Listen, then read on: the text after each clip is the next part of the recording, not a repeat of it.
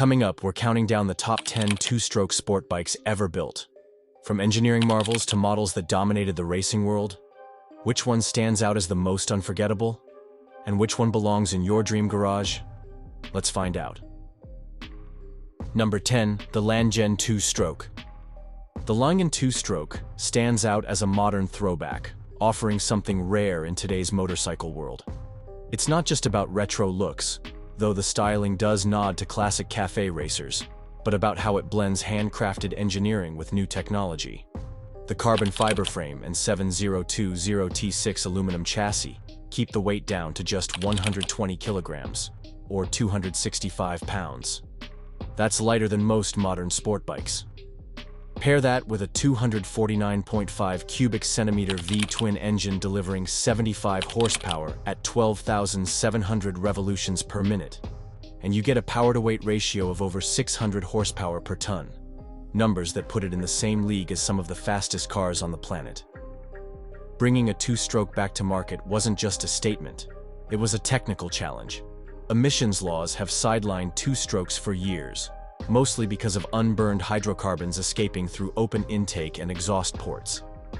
Langen's answer is electronic fuel injection and a patented oil injection system, tech that finally makes a modern two-stroke viable. This isn't just nostalgia. It's a bike built for real-world riding, with a chassis and suspension that actually deliver. Only 100 of these bikes exist, each one tailored to its owner. It's exclusive, but more importantly, it proves that two-stroke innovation can still turn heads. Still, as bold as the Langen is, there was a time when bringing race technology to the street meant rewriting the rulebook altogether. Number 9, the Yamaha RD500LC. The Yamaha RD500LC is often remembered as the street bike that gave regular riders a taste of Grand Prix engineering. Yamaha designed it to echo their YZR 500 GP race machine, right down to the 500cc V4 engine with a unique 50-degree twin crankshaft layout. This setup wasn't just for show. It made the engine smoother at high RPM and set the RD500LC apart from anything else on the road in the mid-1980s.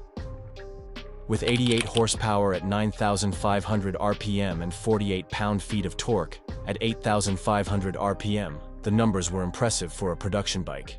Yamaha's YPVS, Yamaha Power Valve System, played a key role here, broadening the power band and improving low and mid-range torque. It made the engine more usable for everyday riding, not just for high-revving sprints. The RD500LC's blend of race-inspired tech and practical performance turned it into a collector's item almost overnight, especially since it was never officially sold in the United States. But Yamaha's move didn't go unnoticed. Another manufacturer saw the potential and decided to raise the stakes, setting the stage for a direct rivalry that would push two-stroke performance even further. Number 8, Suzuki RG500.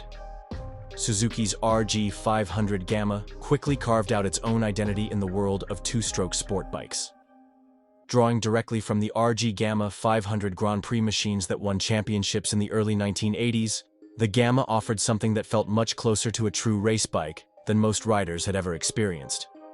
Under the bodywork sat a 498.5 cubic centimeter engine using two parallel twin crankshafts geared together, a square 4 layout that delivered smooth, urgent power.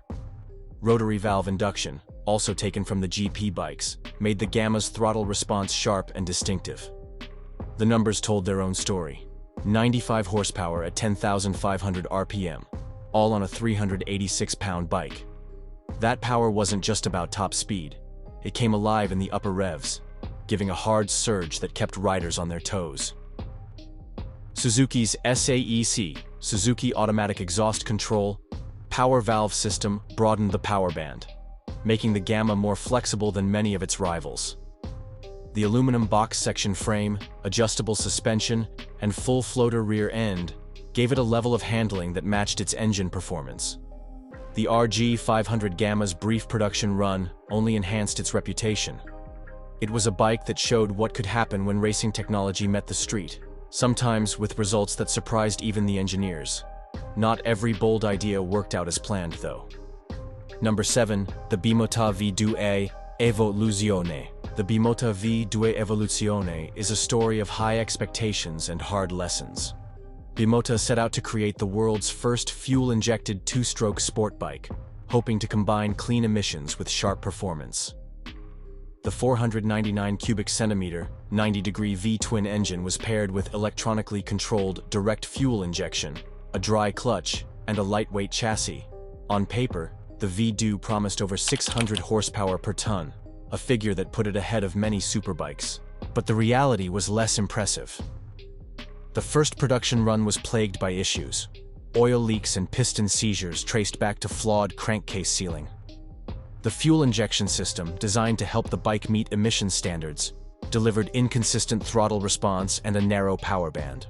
Owners returned their bikes, and Bimota recalled 185 units. The company's finances took a hit, and the V Due's reputation never fully recovered. Bimota tried to fix the problems with the Evoluzione model, switching to carburetors and refining the engine. The Evoluzione made 105 horsepower at 9,000 RPM and finally delivered the reliability riders expected. Only 120 road-legal units were built, making it rare, but it showed that even bold ideas can find a second chance. Not every two-stroke story is about missed opportunities. Some bikes became legends for entirely different reasons. Number 6. The Yamaha TZ750. The Yamaha TZ750 set a new standard for what a two-stroke race bike could do on the track. Built around a 747 cubic centimeter inline-4 engine, it produced a staggering 120 horsepower at 10,500 revolutions per minute while weighing just 152 kilograms, or 335 pounds dry. The result was a machine with a power-to-weight ratio that few riders were prepared for. Kenny Roberts called it the Unrideable, and for good reason. Its aggressive power delivery and light chassis were a recipe for headshake and made every lap a test of nerve and skill. The TZ750's dominance wasn't just about raw speed. It won 9 consecutive Daytona 200 races starting in 1974, and Joey Dunlop set a lap record at the classic TT that still stands for a Yamaha 750cc two-stroke. The bike's monoshock suspension, reinforced frame, and wide tires became benchmarks for future sport bike design. But the real story was the way its square 4 engine's peaky power band demanded total focus from anyone brave enough to race it. The TZ750 forced teams to rethink everything from chassis stiffness to rider preparation.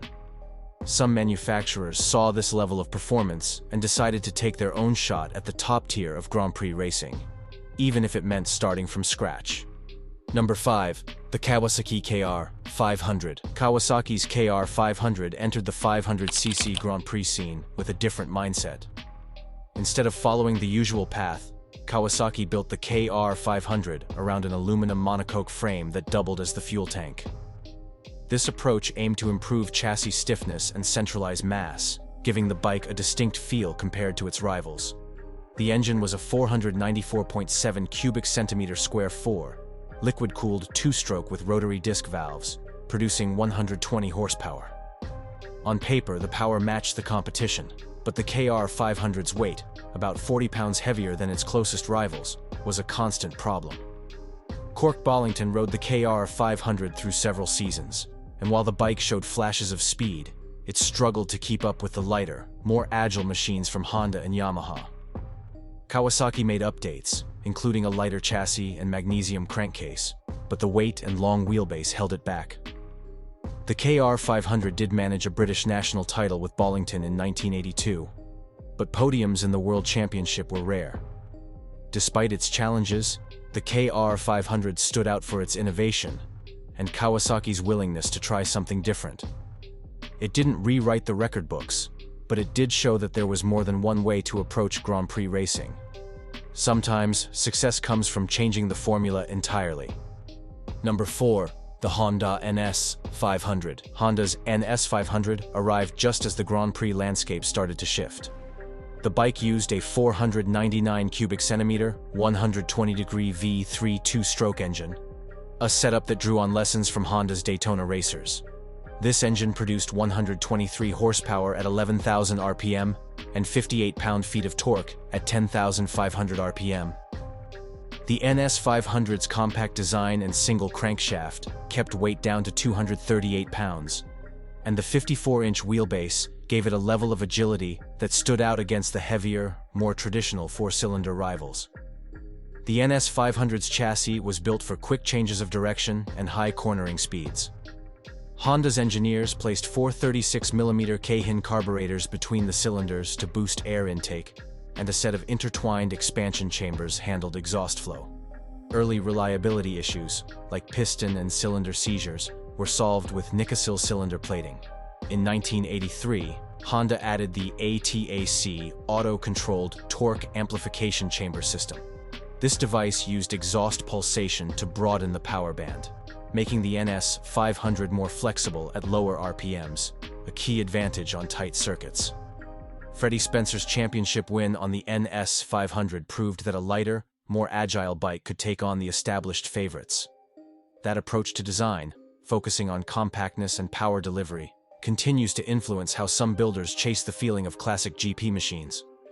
Number 3. The Ronax 500. For some riders, the goal isn't just to remember the 500cc GP era. It's to experience it firsthand. The Ronax 500 was built for that purpose. It uses a 499 cubic centimeter V4 two-stroke engine with twin counter-rotating crankshafts and electronic fuel injection, producing a claimed 160 horsepower. With a dry weight of just 280 pounds, the Ronax 500 delivers a power-to-weight ratio that rivals the wildest machines from the sport's heyday. The engineering is focused and deliberate. The 6-speed cassette gearbox, carbon fiber fairings, Öhlins suspension, and Brembo brakes are all chosen for performance. 4 carbon/Kevlar mufflers and an electric starter add a touch of modern practicality. Despite its road-legal features, the Ronax 500's true character is rooted in circuit racing, and the riding experience is as raw as it gets for a street bike. Exclusivity is part of the package. Only 46 units were built, each handmade, and the price tag sits at around $100,000. That combination of rarity, performance, and craftsmanship makes the Ronax 500 a collector's item for those who want more than just a tribute. But if the Ronax is about capturing the past, some builders have looked at what's possible when you push two-stroke engineering even further. Number 2. The Suter MMX 500. The Suter MMX 500 stands out as a modern answer to the question of what a two-stroke racer could look like today. It's a track-only machine, built by Suter Racing Technology, with the same attention to detail they brought to MotoGP and World Superbike chassis. At its core is a 576 cubic centimeter V4 two-stroke engine, producing 195 horsepower at 13,000 revolutions per minute. The engine uses electronic fuel injection with 4 port throttle bodies, carbon reed valves, and double counter-rotating crankshafts. It's a setup that pushes two-stroke engineering to its limit, demanding skill and experience from anyone who rides it. Weighing just 280 pounds, the MMX 500 achieves a power-to-weight ratio of over 600 horsepower per ton. The chassis is a CNC machined aluminum twin spar, paired with fully adjustable Öhlins FGR forks and a TTX shock. Braking is handled by race-spec Brembo calipers, and the full carbon fiber bodywork keeps weight down while giving the bike a purposeful, exposed look.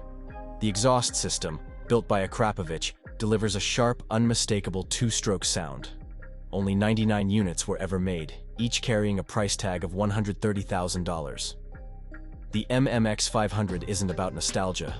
It's about showing what's possible when two-stroke technology is pushed as far as it can go. This approach set a new bar for modern two-stroke performance, but there was one machine that defined dominance in its own era. Number 1. The Honda NSR500. Honda's NSR500 set the standard for dominance in the 500cc Grand Prix class. Introduced in 1984, it combined a 499 cubic centimeter V4 two-stroke engine with a design that kept evolving. The engine's V-angle grew to 112 degrees by 1987, making room for 4 36mm KR500 carburetors and helping it reach over 185 horsepower by 1990 and 200 horsepower by 1997. That's about 400 horsepower per liter, a figure that put the NSR 500 at the top of its game. Chassis development was just as important. By 1988, Honda had moved to a stiffer, twin-spar aluminum frame, and a curved swing arm arrived soon after to help with exhaust routing and tuning. In 1992, Honda introduced the Big Bang firing order, which fired all 4 cylinders almost together. This change improved traction and made the bike easier to handle for top riders, even if it meant a slight drop in peak power. Riders like Freddie Spencer, Wayne Gardner, Eddie Lawson, and especially Mick Doohan, who took 5 straight titles from 1994 to 1998, built their legacies on this machine. More than 100 Grand Prix wins and 10 World Championships made the NSR500 the benchmark for 2-stroke performance. It pushed rivals to innovate and set a new bar for what was possible in motorcycle racing. That kind of progress didn't just change the sport. It left a mark on what riders expect from performance, engineering, and the pursuit of speed. Looking back, which bike's engineering leap do you think most influenced modern sport bikes? And if you could pick just one 2-stroke legend for your dream garage, which would it be? And if you love deep dives like this, hit that like button and subscribe for more two-wheeled insights from Motorcycle Library.